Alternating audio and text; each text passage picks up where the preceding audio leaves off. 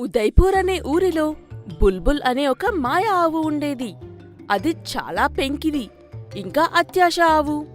దాని ముందు ఎవరైనా ఏదైనా వస్తువు గురించి పొగడడం వినిందంటే ఆ ఆవు ఏం చేసైనా సరే ఆ వస్తువుని దక్కించుకోవడానికి ప్రయత్నిస్తూ ఉండేది.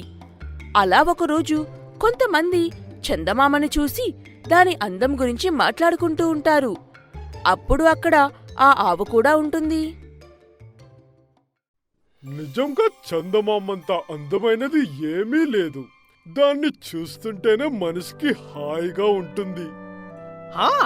కరెక్ట్గా చెప్పావు. నాకైతే చిన్నప్పటి జ్ఞాపకాలు కూడా గుర్తొస్తున్నాయి. వీధుల్లో పరిగెడుతూ చందమామనే మనల్ని వెంబడిస్తుందని అనుకునేవాళ్ళం కదా. నేనైతే నా చిన్నప్పుడంతా ఆ చందమామని తెంపుకొని తెచ్చుకోవాలని అనుకునేవాణ్ణి. ఆ మాటలన్నీ విని ఆ ఆవు, ఆ చందమామ ఎంత దూరంలో ఉంది, అయినా సరే వీళ్ళంతా దాన్ని ఇంత పొగుడుతున్నారు. ఒకవేళ నేను ఆ చందమామని దొంగలించి తీసుకొచ్చానంటే వీళ్ళంతా వాళ్ళ చిన్నప్పటి కలని దగ్గర నుంచి చూసి నన్ను చాలా పొగుడుతారు కదా అని అనుకుంటూ ఆ ఆవు అక్కడి నుంచి వెళ్ళిపోతుంది. ఆ ఆవు ఎవరిదీ కాదు, దానికి అదే యజమాని.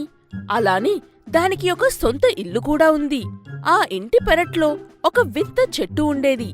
ఆ ఆవుకి ఏ వస్తువు కావాలి అన్నా సరే అది ఆ చెట్టుని అడుగుతుంది. అప్పుడు ఆ వస్తువుని ఆ చెట్టు ఇచ్చేస్తుంది. ఓ మాయా చెట్టు, నాకు ఆ చందమామ కావాలి, నాకు సాయం చెయ్యి అని చెప్పగానే ఆ చెట్టు ఆవుకి పెద్ద పెద్ద రెక్కలు ఇస్తుంది. అంతటితో సంతోషంగా ఆ ఆవు రాత్రి అవ్వడం కోసం ఎదురుచూస్తూ ఉంటుంది. హమ్మయ్యా, ఊరు వాళ్ళంతా పడుకున్నట్టున్నారు. ఇదే సరైన సమయం ఆ చందమామని ఎత్తుకెళ్లడానికి అని అనగానే ఆ రెండు పెద్ద పెద్ద రెక్కల సాయంతో ఆవు ఆకాశంలో ఉన్న చందమామ దగ్గరికి వెళ్తుంది. అంతటితో ఆ చందమామని తన కొమ్ముల మధ్యలో పట్టి అంత చిన్నవి చేసేస్తాయి ఆ రెక్కలు. అలా ఆ చందమామ వచ్చి ఆ ఆవు రెండు కొమ్ముల మధ్య కూర్చుంటుంది. ఆ తరువాత ఆ రెక్కలు రెండు మాయమైపోతాయి. ఆవేమో చంద్రుడితో పాటు ఇంటికి వెళ్ళిపోతుంది.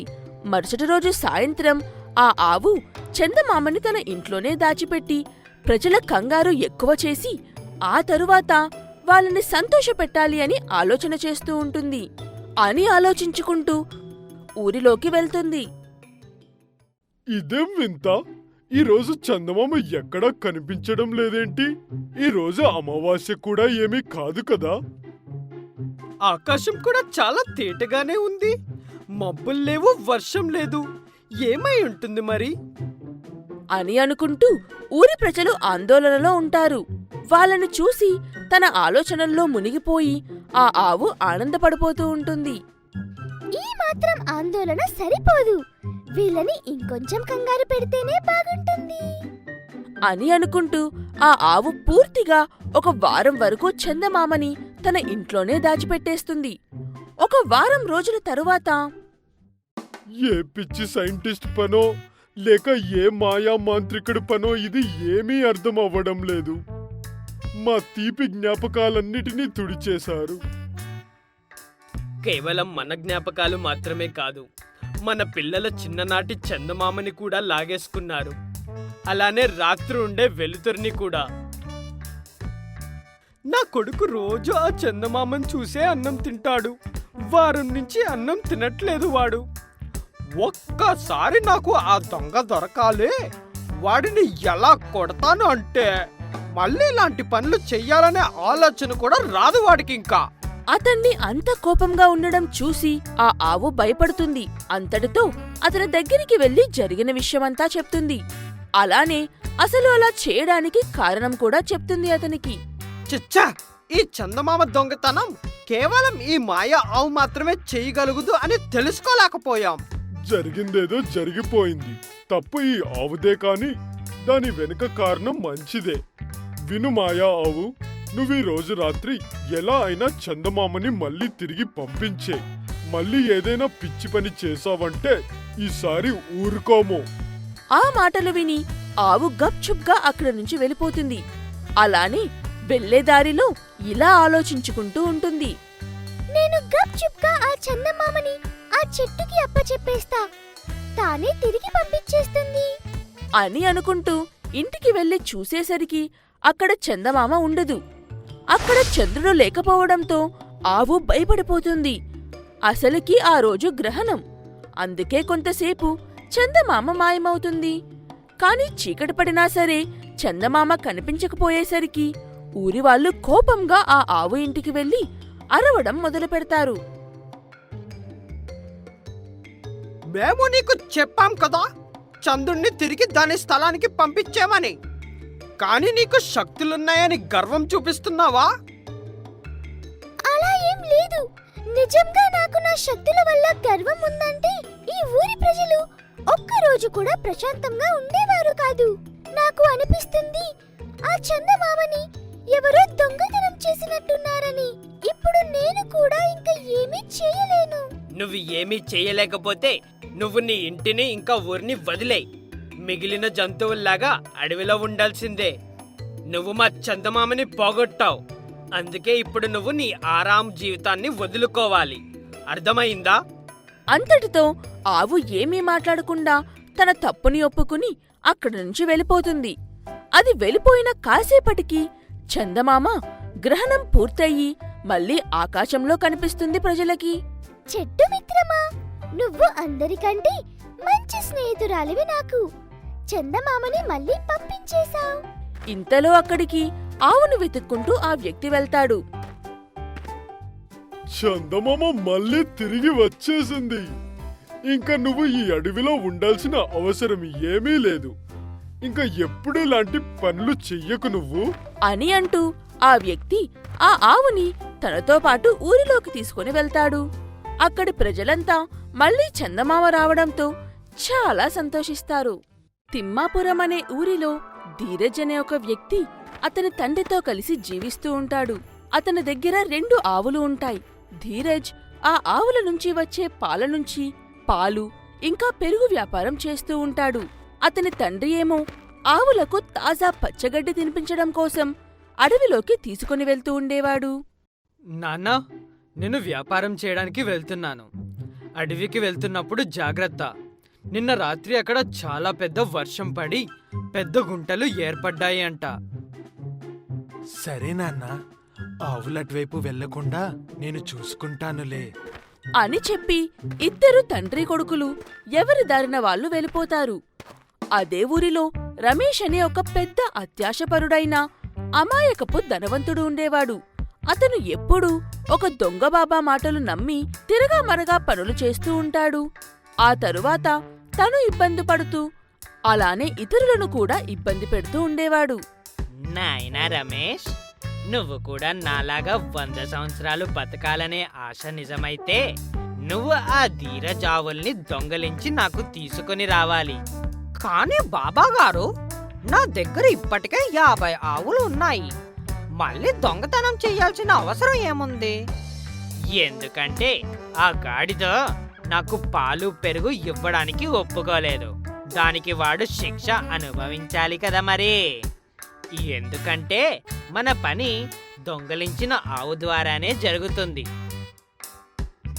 ఇంకా ఎక్కువ ప్రశ్నలు ఏమీ అడగను బాబాగారు. మీరు చెప్పారు కదా, అది చాలు. నేను వెళ్తాను ఆ ఆవుని దొంగలించి తేవడానికి అని అంటూ రమేష్ ఆ మాటలు నిజమని నమ్మి అక్కడి నుంచి బయలుదేరతాడు. ధీరజ్ ఆవులు ఆరాంగా అడవిలో గడ్డి మేస్తూ ఉంటాయి. అతని తండ్రేమో ఒక చెట్టు కింద ఆరాంగా చల్లటి గాలిని ఆస్వాదిస్తూ చిన్న కునుకు తీస్తూ ఉంటాడు. అక్కడ ఇంకో పక్క ఉన్న చెట్టు వెనుక నుంచి దొంగచాటుగా చూస్తున్న రమేష్కి ఇదే సరైన అవకాశం అనుకుని మెల్లగా అక్కడికి వెళ్లి ధీరజ్ ఆవులను తీసుకుని వెళ్ళిపోతూ ఉంటాడు.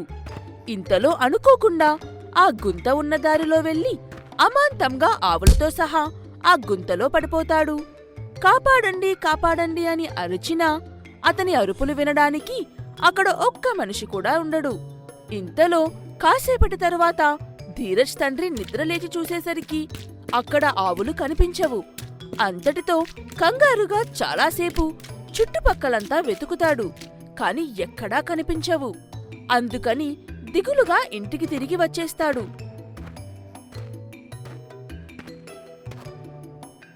ఏమైంది నాన్న దిగులుగా కనిపిస్తున్నావు? ఎలానో తెలియదు నాన్న, మన ఆవు ఒకటి కనిపించకుండా పోయింది. నేను చాలాసేపు అడవిలో వెతికాను, కానీ ఎక్కడ కనిపించలేదు అది నాకు. మీరు దిగులు పడకండి నాన్న. అడవిలో లేదంటే అక్కడ గుంటలో ఏమైనా పడిపోయి ఉంటుంది. ఇప్పుడు చీకటైపోయింది కదా, రేపు ఉదయాన్నే వెళ్ళి వెతుకుదాం. మరుసటి రోజు ఉదయం ధీరజ్ ఇంకా అతని తండ్రి అడవిలో ఉన్న ఆ గుంత దగ్గరికి వెళ్తుండగా లోపల నుంచి ఏవో శబ్దాలు వినిపిస్తూ ఉంటాయి. ఏంటా శబ్దాలు అని చూసేసరికి అతని 2 ఆవులు ఇంకా స్పృహ తప్పి పడిపోయిన రమేష్ కనిపిస్తారు. నాన్న, ఇవి మన ఆవులే, కానీ రమేష్ కూడా ఉన్నాడేంటిక్కడ? ఏమై ఉంటుంది? ముందైతే వాళ్ళని బయటకు తీ నాన్న, మిగిలినవి తర్వాత చూసుకుందాం. అంతటితో ముందు రమేష్ని, ఆ తరువాత ఆవులను బయటకు తీస్తాడు ధీరజ్. ఇంతలో ఆ లోపల నీలం రంగులో ఉన్న మట్టి కుండలు కనిపిస్తాయి. ఏంటా అని వాటిని కూడా బయటికి తీస్తాడు ధీరజ్. ఒకవేళ ఇవి ఇంకెవరివైనా కుండెలైనా అయితే వాటి యజమాని తప్పకుండా వెతుక్కుంటూ వస్తాడులే. ధీరజ్ తన తండ్రి మాటలకు సరే అని అక్కడ నుంచి ఇంటికి బయలుదేరతారు. రమేష్ని తన ఇంట్లో పెట్టేస్తారు. దెబ్బ గట్టిగా తగలడంతో చాలా రోజులు స్పృహలోకి రాడు రమేష్.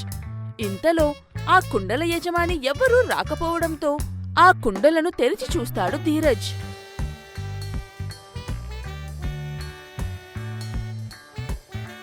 నాన్న, ఇవి మొత్తం బంగారు నాణాలే.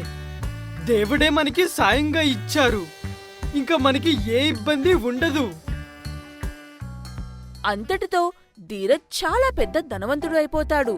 అలా ఒకరోజు ధీరజ్కి స్పృహలోకి వచ్చిన రమేష్ కనిపిస్తాడు దారిలో. నిన్ను ఇలా చూస్తుంటే చాలా సంతోషంగా ఉంది ధీరజ్. నీ ఆవులు పోయాక నీ పరిస్థితి అడుక్కునేవాడి కంటే దారుణంగా తయారవుతుందేమో అనుకున్నాను. నా ఆవులు పోవడం సంగతి సరే కాని ఆ సమయంలో నువ్వు అడవిలో ఏం చేస్తున్నావు రమేష్? మంచి జోష్లో మాట్లాడుతున్న రమేష్ సంగతి మర్చిపోయి ఆ ఆవులు దొంగతనం చేసింది తనే అని చెప్పేస్తాడు. అంతటితో ధీరజ్కి కోపం వచ్చి రమేష్ని చితకబాది అసలు దొంగతనం ఎందుకు చేశావని అడుగుతాడు. అప్పుడు రమేష్ బాబా చెప్పినదంతా చెప్తాడు ధీరజ్కి. అరే అమ్మాయి కూడా, వాడు అసలు బాబానే కాదు, దొంగ బాబా వాడు. నేను వాడికి ఉచితంగా పాలు పెరుగు ఇవ్వను అన్నా. అందుకే నిన్ను గాడిదలా వాడుకొని నన్ను చెడగొట్టడానికి ప్రయత్నించాడు. ఆ మాటలు విన్న తరువాత రమేష్కి బుద్ధి వస్తుంది. అంతటితో ఇంటికి వెళ్లి ఆ బాబాని తన ఇంట్లో నుంచి గెంటేసి మళ్ళీ ఇంకా ఏ దొంగ బాబాని నమ్మకుండా హారాంగా తన జీవనాన్ని గడుపుతాడు. రమేష్ చేసింది వెధవ పని అయినా సరే ధీరజ్ ఇంకా అతని తండ్రికి మేలే జరిగింది. అందుకని వాళ్ళిద్దరూ కూడా సంతోషంగా జీవించేవారు.